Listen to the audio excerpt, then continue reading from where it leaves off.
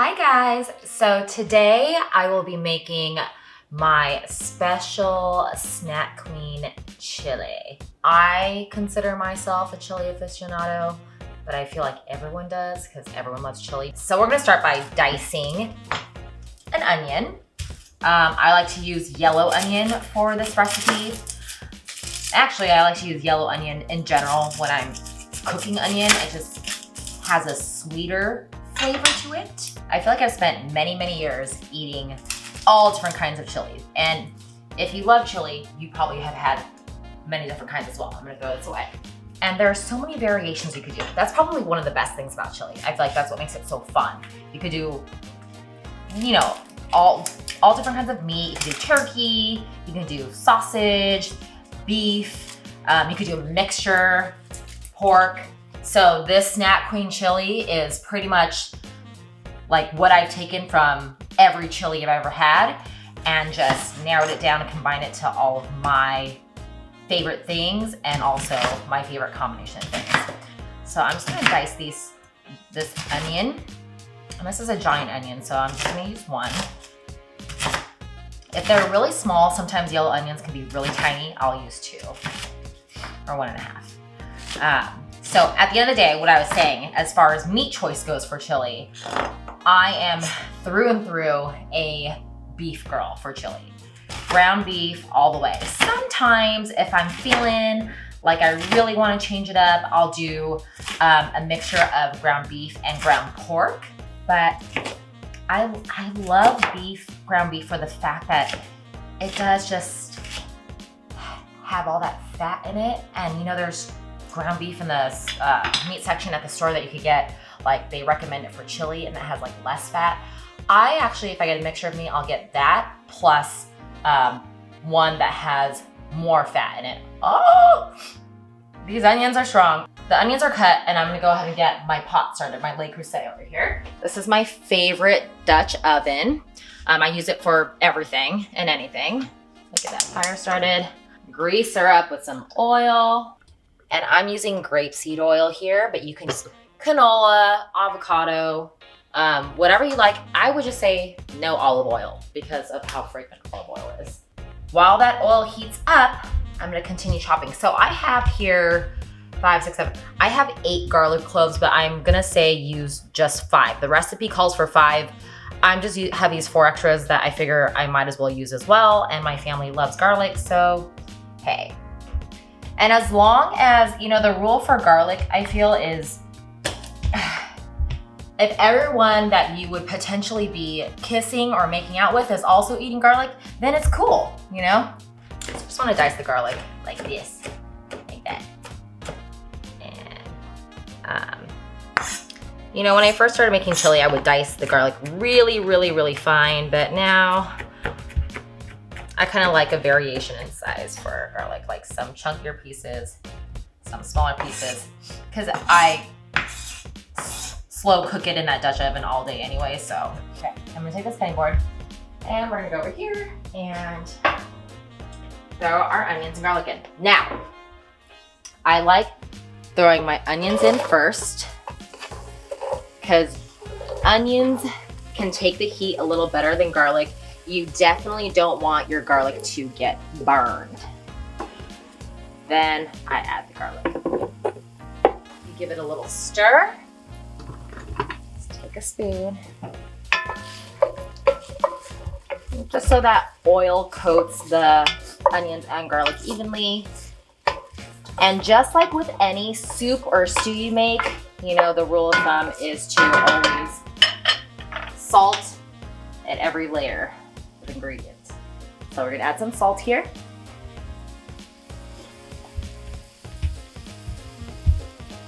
There you go. I'm also gonna hit it with some pepper. Should be good. And we're just gonna let that go for a little bit. Next, we're gonna skin our sweet potato. Yes, I said sweet potato. So I do sweet potato in place of beans. I know the giant argument of whether or not chili should have beans is controversial, but This is Snackqween version, so I choose sweet potato. It cooks up beautifully in the chili. So let's go skin her. All right, so we're back here with our skinned sweet potato, and we're gonna chop her up. And for the sweet potato, I like this orange flesh potato, but clearly you could use any variety of sweet potato you like. I just find that this variety holds up really well when it's stewed all day. Beans versus no bean chili. You know, I debate about this because I also make an excellent white chicken chili, and that has beans in it, white beans. And for me, that chili, I gotta have beans in it. For some reason, this ground beef chili, I feel like the sweet potato soaks up all the flavors, to me, better than beans. And it's so delicious. And I guess if you're on like paleo or some type of diet plan that, you know, hates on bean, this works out too. This is a washed red bell pepper. I put this in there as well, also unconventional. And please don't critique the way I cut bell peppers. This is just how I do it. I've done it the like correct way or whatever, and I just don't like it as much. Of course, I have the wonkiest one. That's okay, she's got character. Also, same thing as for the sweet potato. You could use whatever color bell pepper. I just go with whatever's in season or whatever looks best at the store. And when I went today, the red bell peppers just looked, they stole the show. They look the best. Those are all chopped, we leave those, and the onions and garlic should be good by now. So we're gonna go back and add our ground beef. So as I mentioned earlier, I didn't go for the one that they recommend for chili. I went for just 80 lean, 20% fat, I know. And you know, I drain it anyways. I feel like 20% is perfect for how much fat comes out and kind of coats the onions and garlic and the meat. Come on.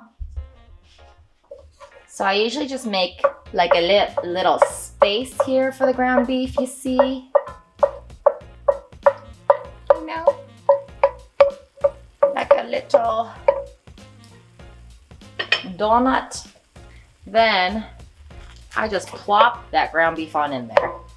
Start breaking it up.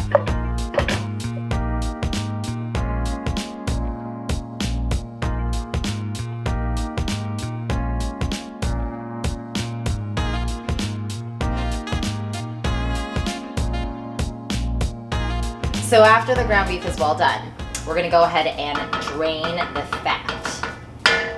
All right, let's go. Pop it right back in there. Make sure you scrape all the goodies out.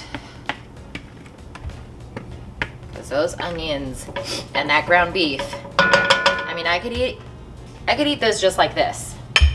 Now here at this step is where I like to add all the seasonings.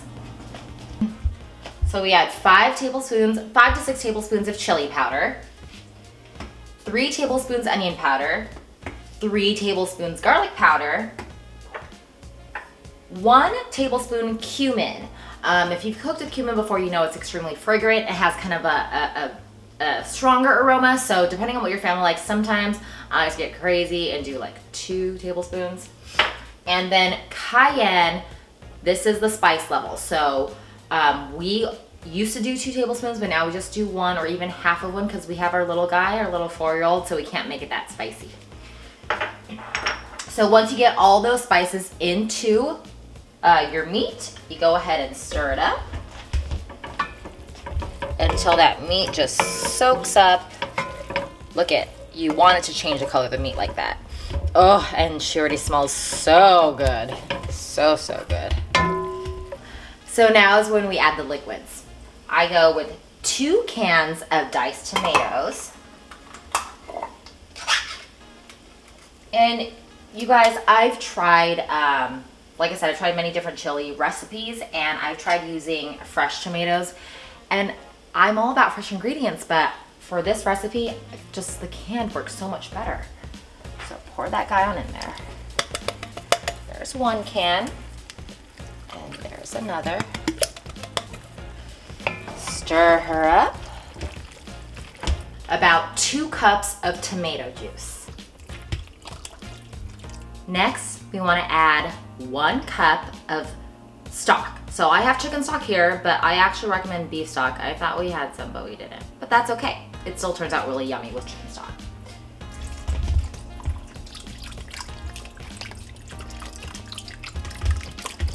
Okay. Now we add our sweet potatoes and bell peppers. Turn on so I don't want to splash all over myself. 1 big pot of chili. Now we stir. We add the final salt to taste. Make sure those veggies are all buried into the chili. We close her up.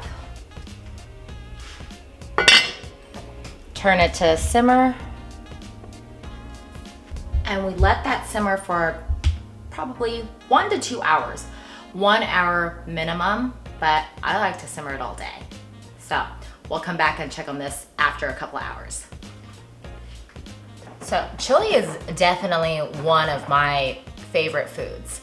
I grew up eating tons of soup and stews, and it is my #1 comfort food. So chili definitely falls into that category, and I crave it when I'm happy, I crave it when I'm sad, when I am sick, when it's cold outside, and even when it's hot outside, because guess what? If you make chili in the summertime, the repurposing of chili is just, it's phenomenal. You can put it on cheeseburgers, you can put it on hot dogs, you can make chili cheese fries, you can make chili cheese nachos, you can make chili burritos, you can make chili, put chili on tater tots. I mean, the options are endless. Chili in a bowl. Then you have all the accoutrements, because then you have, you could do sour cream, shredded cheese, chopped onions, jalapenos, avocados, Fritos, corn chips. I'm salivating just talking about it. One of my favorite foods, and also one of my favorite foods to cook. There are foods that I like to consume that I don't enjoy cooking as much. And actually fried chicken is one of them. But chili is one of those foods that I love to consume and I love to prepare because, like I said, I try to just keep it cooking, slow cooking the entire day. And then your whole house just smells of this delicious chili, and it's like a big warm hug, and it just makes it feel very homey. And I love that. Yeah, we'll check back in just a little bit and start preparing the accoutrement. Okay, so a couple hours have passed, and I think the chili is ready to be consumed. Come with me. Let's take a look at her. Oh.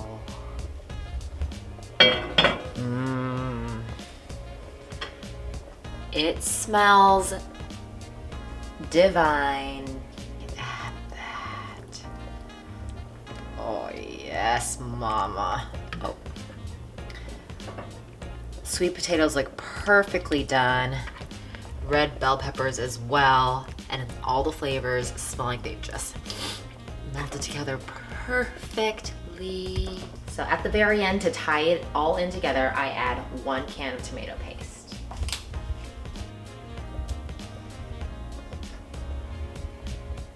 And then once you bring that to a boil with the tomato paste in, she's all ready to go. Ooh, I could already feel it thickening. Now let's dish her up.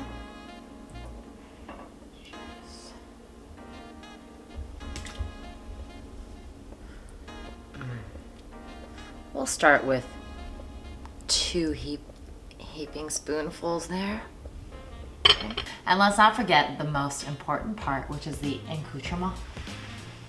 So here I have jalapenos, red onions, cheese, sour cream, and some corn chips. So I like to go with the cheese first so that it melts. There we go. Oh yes. Then I go in with the sour cream.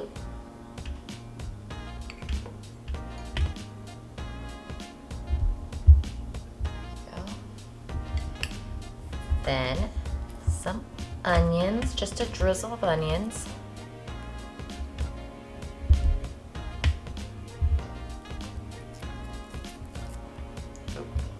A little more. Okay. A couple jalapenos. And some corn chips. Smash them up. Just let them fall. Oh, yes. All right, let's dig in.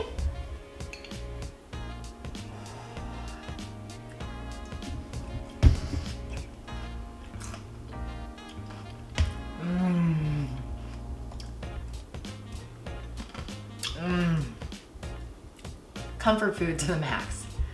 It is so, so delicious. Let's try a sweet potato. There she is.